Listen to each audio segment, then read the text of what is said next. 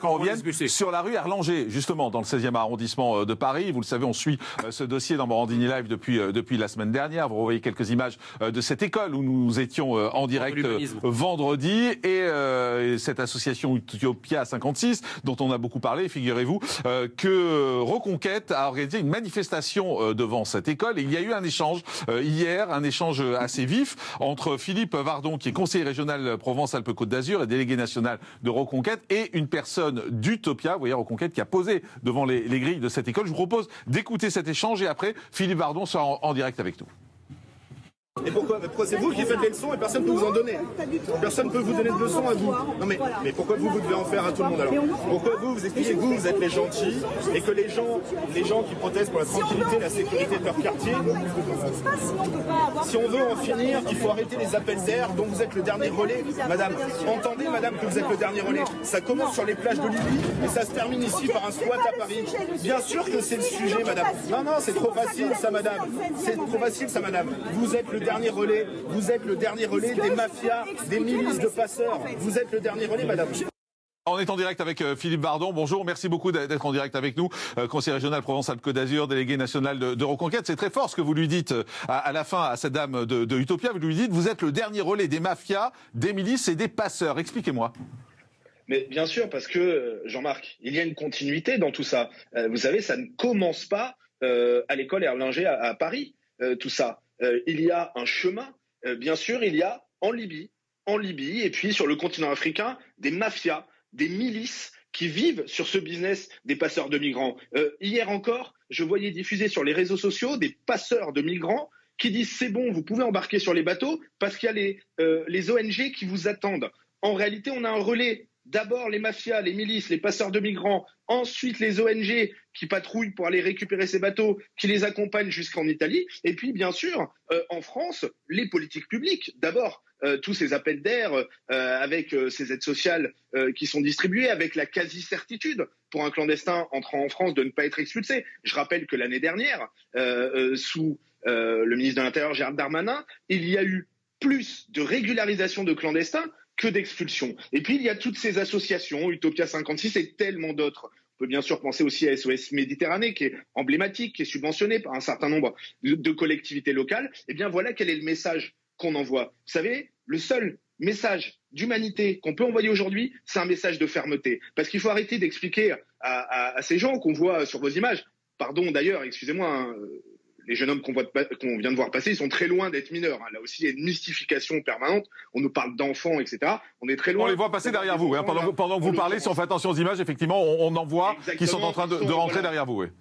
Voilà, moi j'ai 3 enfants, je vous assure que c'est pas les mêmes modèles. Hein. Bon, ou alors moi aussi je suis mineur, mais bon, tout ça en réalité, c'est le même chemin. Oui, il y a une continuité pratique. Clairement, si on a des gens qui prennent des risques incroyables, qui traversent l'Afrique et puis qui s'élancent sur la Méditerranée, c'est aussi parce qu'on leur dit, eh bien, vous pouvez venir à Paris, on s'occupera de vous, il y aura tout un tas d'aides. Et puis la réalité, c'est que vous pourrez rester sur le territoire et vous avez quasiment, disons-le, quasiment aucune chance d'être expulsé. Eh bien, tout cela, les gens n'en veulent plus. Et effectivement, moi, j'ai été très choqué, je dois le dire, hier, lorsque j'ai accompagné les militants de Reconquête de la Fédération de Paris, parce qu'on voit cette dame, on a eu un échange qui est un échange vif, mais qui est un échange.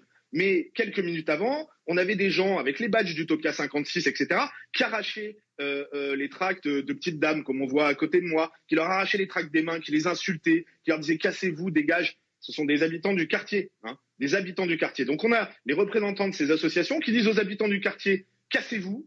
Dégagés et qui, dans le même temps, occupent des bâtiments et installent des migrants. Et puis, derrière tout ça, il y a quand même une volonté politique. Moi, j'ai lu, il y a quelques semaines de cela, une interview de Yann Brossat, l'adjoint communiste à l'habitat, au logement de la mairie de Paris, qui disait « il faut en finir avec les ghettos de riches à Paris ». Il veut mettre du logement social partout, en particulier dans le centre de Paris. C'est le 16e qui est visé aussi. Mais il y a, pas très loin de là, à quoi quelques centaines de mètres de cette école, il y a déjà une caserne de gendarmerie qui, en 2018, a été transformée en centre d'accueil pour les demandeurs d'asile. On a 300 migrants qui occupent cette école, mais on a, à quelques centaines de mètres de là, avec le soutien de la mairie de Paris, de la mairie socialiste, communiste, rose, rouge, verte, de la mairie de Paris, on a à quelques centaines de mètres de là déjà 300 migrants qui sont installés dans une ancienne caserne de gendarmerie.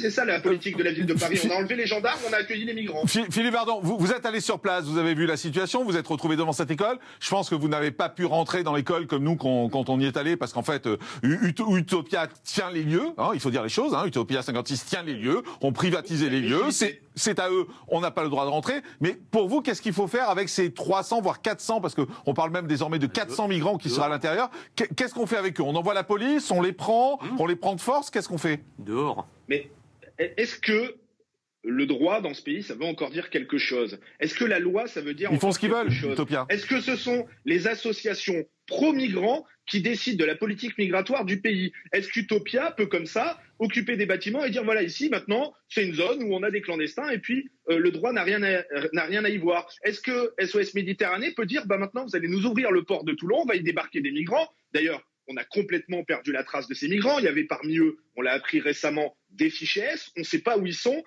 Et ce sont donc ces associations qui en décident. Ben oui, moi je pense que la loi doit s'appliquer. Ces hommes sont entrés clandestinement dans notre pays. Alors, je suis désolé, mais quand on entre illégalement dans notre pays, normalement, le chemin, c'est celui de l'expulsion. Voilà, c'est celui de l'expulsion. Vous savez, moi, je vous l'avais dit, je suis conseiller régional de Provence-Alpes-Côte d'Azur, mais je suis aussi conseiller municipal de Nice. Je suis l'élu d'une ville où un migrant qui a suivi ce chemin de la Méditerranée, qui est parti, qui est arrivé en Italie et qui ensuite, une semaine après, a passé la frontière franco-italienne, est venu assassiner 3 chrétiens dans une basilique. Voilà, c'est ça aussi la réalité. La réalité, c'est qu'évidemment, on ne peut pas savoir quelles sont les intentions de ces personnes qu'on ne maîtrise pas, qu'on ne contrôle pas. La réalité, c'est que tout cela vient à la fois, bien sûr, peser sur nos comptes sociaux d'une manière considérable. Bien sûr, ça crée des troubles culturels de manière considérable. Et moi, j'entends les craintes pour la tranquillité, pour la sécurité du quartier, des habitants, des riverains de cette école. Mais il y a aussi des problèmes de sécurité qui sont très vastes.